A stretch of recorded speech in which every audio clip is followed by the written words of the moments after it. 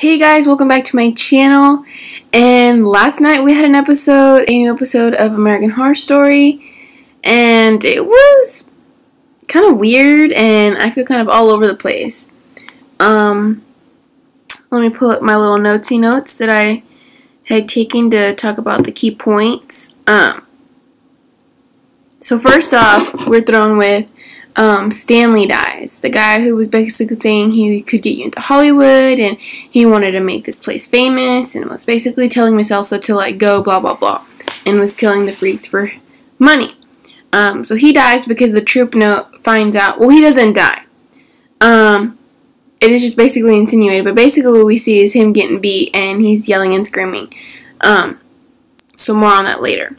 Secondly, there's a lot more Marjorie and Chester happening this episode, with him really letting her take over his head, and we see as an audience that it was really him who killed his girlfriend, or his wife and the wife's girlfriend, under the persuasion of this doll that he sees as someone real. And he stabs her to death and somehow goes to the police and like turns himself in because he so-called killed her, when all he does is basically give them a doll, but he sees an actual human body.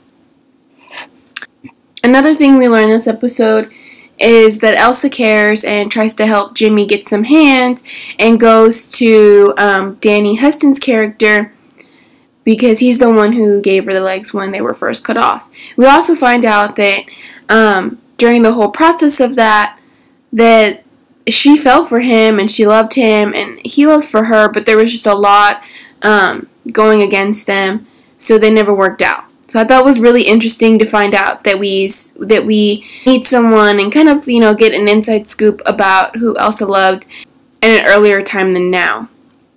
Along with that, we also get to see Miss Elsa in this very vulnerable state, with her confessing that she did love him, and she was like, why didn't you love him? And of course Jimmy's there and he's asking him all these questions, and it just kind of, adds to the story. Another thing we get to see with this whole Danny Huston's character and Elsa love story is her vulnerability as she's talking about it.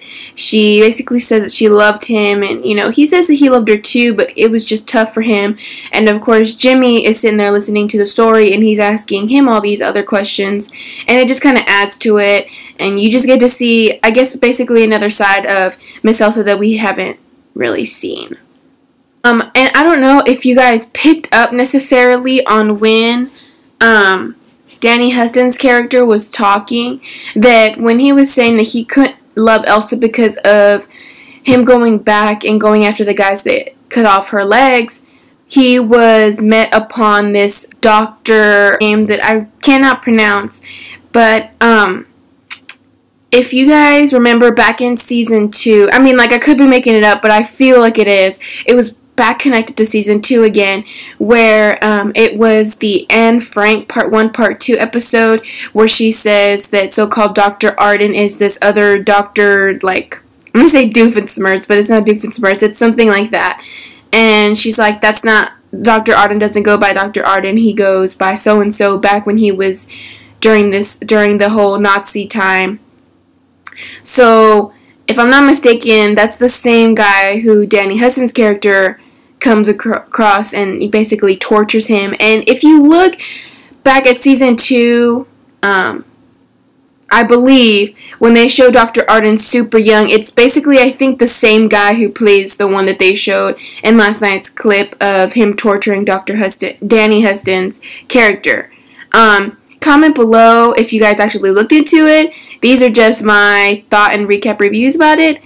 And I feel like it was, so that's another thing that I find surprising and really cool that they connected, was that the whole Dr. Arden situation was someone that, basically like looped around and affected this guy. So I thought that was cool. Then we're back to Chester and his so-called, rearranging the show because he is the so-called new owner. And he's going through the list. Bette Dot find out, and I guess they give in to looking into his file, and they see that he is this crazy madman who so-called killed his wife and the wife's girlfriend. And when Chester's talking about them being the side person on his act, they're like, no, and they walk away. And then he gets really pissed off, and Maggie, Esmeralda, Emma Roberts' character, comes forward and says that she'll help, and she gets put in the box. And that doesn't go too well for her, because Marjorie gets into Chester's head and says that he basically has to kill her because he's kind of pissed off over the twins, so he starts going mad and crazy. And he lets Marjorie get into his head because she starts saying that he's not a great act, that it's stupid, blah, blah, blah. And he cuts Maggie in half, and that's how she dies. Literally, she gets cut in half, and he opens it, and all you see is guts spew out. So, kind of see that coming from the commercial, but, I mean, from the promos. But sometimes with Ryan, you know, you see one thing, and it's something completely different. So, that's one way to go. And then he just runs, and, yeah. Another revelation that one of the characters receives or gets to know about in last night's episode were the twins Bette Dot. They walk into Miss Elsa's tent because they go in with the intent, and they do tell her to run away because the troop has been plotting and they're mad at her. So they decide they're going to kill her and get back for all that she's done, because they believe Stanley when he was yelling that she killed Ethel. So they're plotting, and of course they decide that they're going to go after her, but the twins warn her ahead of time. But as they're going to warn her, before they even tell her to run, they see that both her legs are cut off, and both of the bottom part from the knee down are wooden, which we, the audience, already knew about, but they did not. No one in the troop really knew about it, with few exceptions, but they find out, and they're like, oh my god, you know, you're a freak like us. But anyway, so she runs ahead of time, and so she escapes the troop, the Freaks troop, and then we see later on that she meets up with Dandy, and we're like, okay, what's happening here? And she ends up selling the Freak Show and the whole establishment and stuff, again, to Dandy for some money. Of course, it was necessary for her to get some money because she just left abruptly and she needed to start over and for whatever she's going to do. But for her to go Dandy is kind of crazy, but I guess one would expect that. So she sells the troop again. What the heck? Which I guess came in time since Chester went all crazy and murdered someone already, and obviously was not going to have a stable mindset to run the place. So go Miss Elsa. So when Dandy comes into the grounds and is telling them, look, I'm your new owner, I own everything, your contract, you, blah, blah, blah, he's looking around, and when he goes into the big tent where everybody performs, he finds Stanley, and we as the audience see that no, he is not dead, he was just turned into meat. They cut off his arms, and he has feathers on him, and it was really creepy to look at. So Stanley lives, and I guess it'll just be an act in the new Freak Show. Then with the ending scene, Jimmy, of course, during this whole time is still out in this, I guess, like hidden area since the cops are still looking for him. And, you know, he's recuperating from having his hands cut off. He does realize, or they do tell him that Maggie dies, and it really has no effect. He doesn't really seem to care. And then it ends with Danny Huston's character, the doctor, coming in, and it's like, here's your hands. Well, as an audience, we already see that he had this paper, like, mock-up, and it looked like regular functioning hands. Well, when the doctor puts them on, they're wooden lobster hands, which throws me off a little bit, but as seeing that that's all he's ever known as hands, and I guess, you know, he wants to stick to being a freak with the lobster hands, it would be only natural for him to go back to that. So I'm glad he has hands again, and that the doctor was able to do that for him. Oh god, here we go. Promos for next week.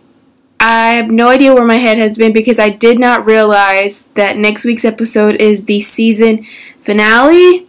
That's right, guys. You heard it right. Season finale. So, this next week will be our last episode, our last recap review thing. It will be our last episode. And I can't even talk about the promos. There's so much going on. Dandy's running the show now. Literally, I can't even, I couldn't even pick up on anything that was going to happen next week. So much So, there's that. Comment below what you thought about this episode on Chester going mad, Jimmy's hands, Elsa's little vulnerable love story, along with Stanley becoming Meep, and how you felt about Marjorie during this whole episode. She was kind of like an character. Like, I liked it because it made Chester go scary, but when she'd come out, it'd be kind of scary to think about you seeing a doll as someone real and everyone was seeing her as a doll. So, but just I'm glad that to have Jamie Brewer in this season. So comment below what you guys thought. Give this video a thumbs up, really helps me out. And subscribe so you can keep on watching the last episode for the season finale. Sad face. So anyways, thanks guys for watching, and I'll see y'all next week. Bye!